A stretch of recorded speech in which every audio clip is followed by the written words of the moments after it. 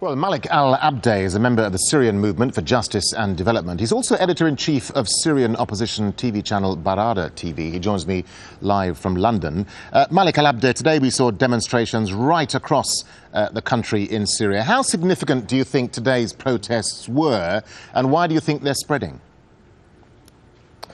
Well, I think today's protests have been the most significant day of protests so far since the protests began 4 weeks ago. Today, an estimated 1 million people hit the streets. That's roughly 1 in every 22 Syrians protested in different parts of Syria. Significantly, we've seen the protests spreading to areas where there haven't been protests before, like Suwaida and Salamiyah. And these areas are populated not by the majority of Sunnis, but by Druze and Ismaili minorities. And I think that's a sign that the revolution in Syria is very much non-sectarian. It's a revolution for freedom, democracy and human rights.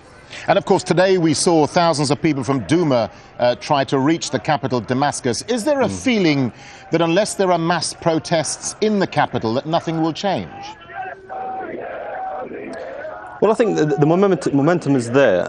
However, I think people feel that Damascus obviously is the capital, and for real pressure to be exerted on the regime, the people of Damascus must be mobilized, and they must hit the streets in much greater numbers than the numbers we've seen so far. The reports that we've been receiving talked about tens of thousands trying to converge onto Abbasiyin Square. This is one of the major squares in Damascus. They've been stopped by the police. But of course, I mean, the following days, I think they will see an escalation in the protest movement. Today, I think, was a tipping point. The protest movement has, I think, reached a level now where I think climbing down or stopping the protest at this stage, I think, will be futile. The protesters continue.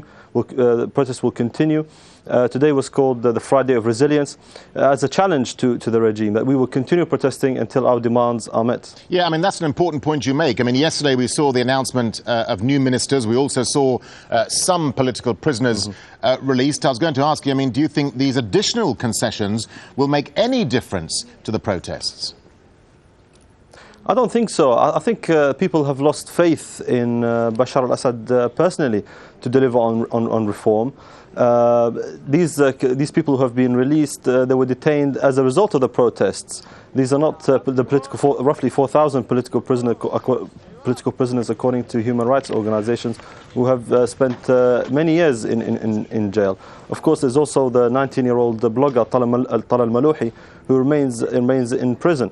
But about this new government, I mean, unfortunately, it's been a rather disappointing cabinet.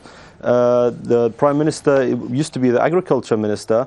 Of course, under his tenure, Syria witnessed a drastic drop in agricultural output. The new Interior Minister used to be the head of the Tadmor prison, the notorious prison where human rights abuses are widespread. He also was involved in the 2008 Sednaya prison massacre. So I don't think Syrians were particularly convinced by this new government. All right, Malik al Abdeh, thank you very much indeed for talking to Al Jazeera.